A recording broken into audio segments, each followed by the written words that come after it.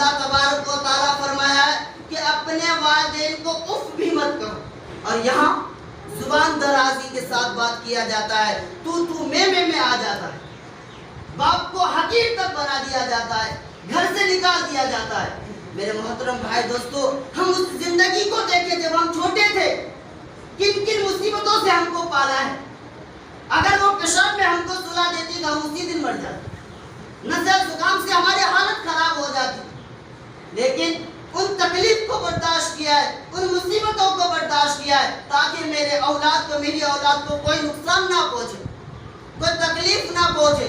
لیکن وہی جب ایک قابل بن جاتا ہے، ایک بڑے پوسٹ میں چلا جاتا ہے، جوانی میں آ جاتا ہے، اپنے ماں باپ کو گھر سے نکال دیتا ہے، اپنے ماں باپ کے ساتھ بدسلوکی کرتا ہے۔ ایک حدیث ہے کہ اللہ کے رسول صلی اللہ علیہ وسلم نے ارشاد فرمایا کہ اللہ کی رضامندی والدین کی رضامندی، اور والدین کی ناراضگی اللہ کی ناراضگی۔ اگر والدین کسی کا ناراض ہے تو اللہ ناراض ہے۔ میں ایک واقعہ سنا دیتا ہوں، بنی اسرائیل کا ایک واقعہ ہے۔ ایک بنی اسرائیل کا ایک نوجوان تھا جو کہ شراب پیتا تھا اور تورات کا تلاوت کرتا تھا، اور اس کی آواز اتنی مٹھاس تھی، ان کی آواز میں اتنی لچک تھی کہ جب وہ تورات کی تلاوت کرتا تو پورے محلے کے لوگ اور پورے گاؤں کے لوگ جمع ہو جاتے۔ اس کی ماں نے فرمایا کہ بیٹا، تورات کی تلاوت کرتے ہو لیکن شراب بھی پیتے ہو، شراب کو پینا چھوڑ دو۔ جس دن گاؤں والے کو پتا چلے گا کہ شراب پی کر تورات کی تلاوت کرتا، اس دن گاؤں سے نکال دے گا۔ لیکن پھر وہ نشہ کی حالت میں شراب پیتا، تلاوت کرتا۔ ایک دن رات کو شراب پی کے آیا اور گھر میں تلاوت کرنا شروع کیا۔ اس کی امی نے کہا کہ بیٹا وضو تو کر لیتا۔ اس اتنا جملہ کہا، وہ شرابی نے اپنی امی کو ایک چماٹا کھینچ کر شراب کے نشے میں، جیسے ایک چماٹا لگا، ایک دانت ٹوٹ گیا اور آنکھ میں سوجن آ گئی۔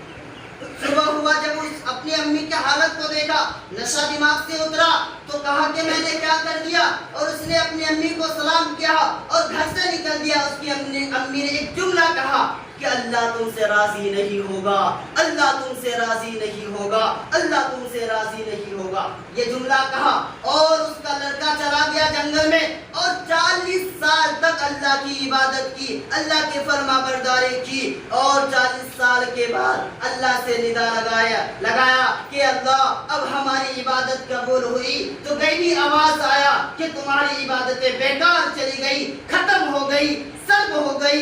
انہوں نے عرض کیا اللہ کیا کمی رہی؟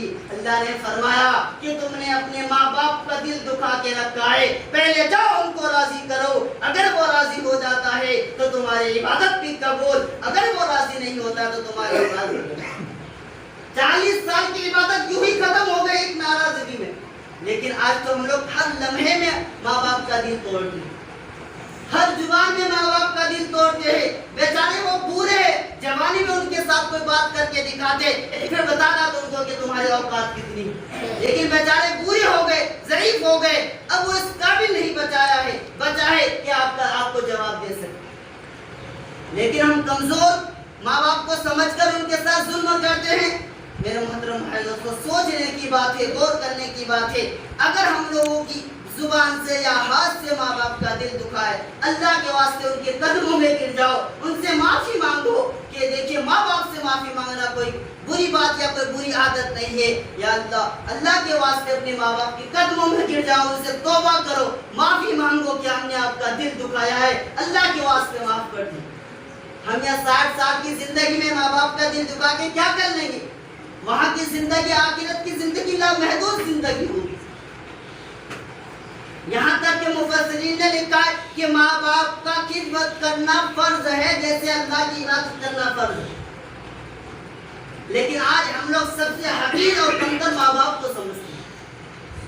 میرے محترم بھائی دوستو، سوچنے کی بات ہے، غور کرنے کی بات ہے۔ ایک حدیث کا مفہوم ہے کہ اللہ کے رسول صلی اللہ علیہ وسلم نے ارشاد فرمایا کہ اس شخص کی ناک خاک آلود ہو، اس شخص کی ناک خاک آلود ہو، اس شخص کی ناک خاک آلود ہو۔ تو صحابہ کرام نے عرض کیا یا رسول اللہ صلی اللہ علیہ وسلم، وہ شخص کون ہے جس کے لیے آپ بد دعا کر رہے ہیں؟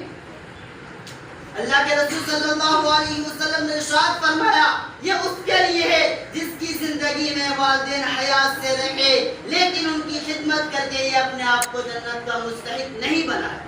ان کے لیے یہ بد دعا ہے کہ جب بڑھاپے کو پایا والدین کی لیکن خدمت نہیں کیا, ان کو یوں ہی ویران چھوڑ دیا, ان کو یوں ہی ان کی حالتوں پر چھوڑ دیا, تو اللہ کے رسول فرماتا ہے کہ ان کی ناک خاک آلود ہو, ان کے لیے بد دعا ہو.